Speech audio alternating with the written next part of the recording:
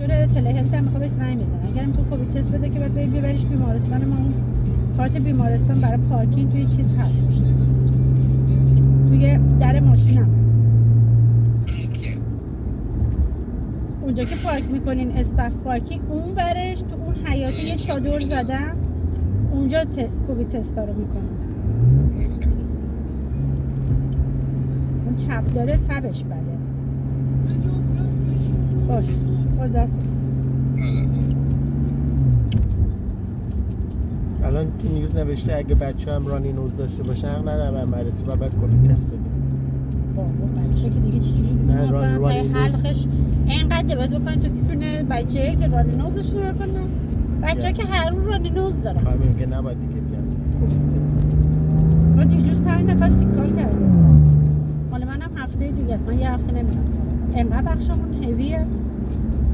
بعد میتینگ گذاشتیم که بابا جان این بخش هویه، همیشه مریم و سورینا و 4 تا دیگه این بخش کار میکنن، لطفاً روتیت کنین با اونه که بخشه، چون زن سیاه اما بعدش میاد چارج نرس صبح هم. الان 10 ماهه این سنگینه رو میده به ما 4 نفر، اون وریه بهتری یکم که پیر پتولن. اوه حالا راست میگیم مریم پوینتت خیلی خوبه. یعنی چی 10 ماه فقط شما مثلا تو همش این اتاقایی که قفل میشه داری و با اون لاکیونی؟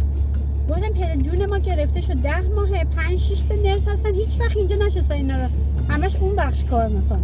روتیت کنین، اونا هم نرسن ما هم نرسیم دیگه، یعنی RN.